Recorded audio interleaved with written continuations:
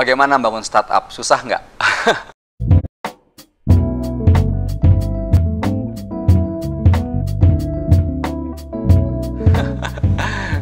Nah, ini kembali pengalaman saya lagi ya.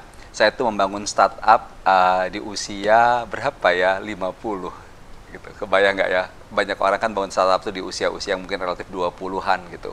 Terus gimana caranya? Sementara saya itu notabene bukan manusia teknik teknologi gitu ya. Mungkin terus zaman kolonial punya gitu. Lantas bagaimana caranya? Nah, pertama tentu saja sebelum bicara startupnya, yang paling penting kita kenali dulu adalah sebetulnya mengapa kita mau bangun startup itu. Bukan soal startupnya, tapi bisnisnya apa.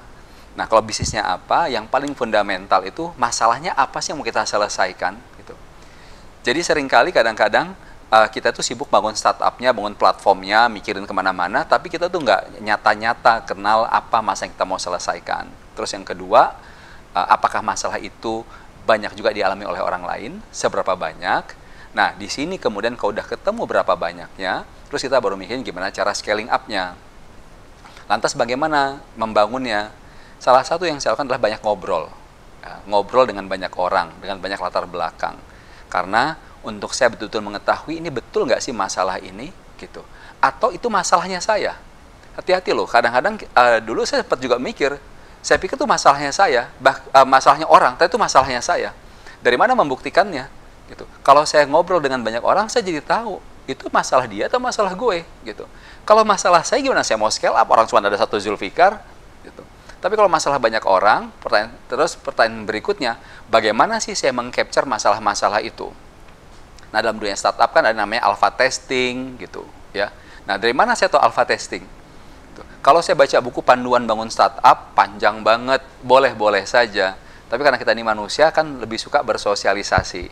Nah, jadi saya cari orang, ngobrol dengan orang-orang yang saya curigai, quote-unquote, punya masalah itu. Dari situ saya gali. Dari proses ini, saya ngobrol sama orang yang ngerti teknologi. Ya, saya tanya juga dong, dari mana nih? Dia tahu nggak tentang startup dan lain-lain. Saya tanya, kalau gua begini nih, harusnya apa sih yang dilakukan?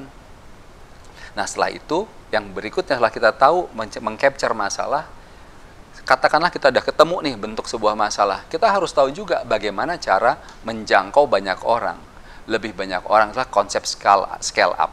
Startup itu harus scale up, sesuatu yang sudah solid, tapi terus kita bisa menjangkau jutaan orang, puluhan juta orang, bahkan miliaran orang seperti katakanlah apa itu Gojek. Kalau Gojek mungkin saya sebutin merek ya, mungkin ada ratusan juta orang yang terhubung dengannya.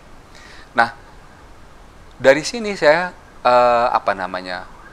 jadi betul-betul ngerti ya bahwa kalau kita banyak ngobrol-ngobrol dengan banyak orang dan dalam proses ngobrol itu ada etika yang paling penting nih. Nah, ini ada hubungannya juga sama hal yang saya sampaikan tentang agility. Seringkali kalau kita bertanya, kita waktu mendengar respon jawabannya orang, kadang-kadang kita tuh merespon balik. Kalau saya bertanya dan orang menjawab, saya tanya lagi lebih dalam lagi, sehingga saya bisa mendapatkan informasi yang lebih dalam, yang lebih teknis. Atau saya juga bisa mencari tahu dengan bertanya itu pandangan yang lebih luas dari sebuah masalah. Misalkan saya bilang, saya mau scaling up-nya nanti gimana nih caranya, gitu. Dia bilang, pakai ini Pak, waktu saat pas beta testing atau pas sudah lewat beta testing, karena kadang-kadang di beta testing itu ada yang bilang, udah lo udah jadi platformnya coba aja gitu pada beberapa calon klien gitu ya atau customer, atau mau cobanya lebih banyak gitu, tidak pada sekelompok orang saja.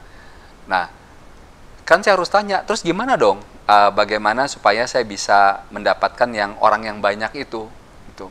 Karena kan terbatas nih networknya kita juga gitu ya. Padahal kita butuh respon yang lebih banyak supaya mendapatkan validasi dari startup yang kita bangun. Jadi ngobrol-ngobrol dengan pikiran terbuka, kemudian mau mendengar, mau bertanya kembali, menurunkan ego kita, ada kunci bagi saya dalam membangun startup.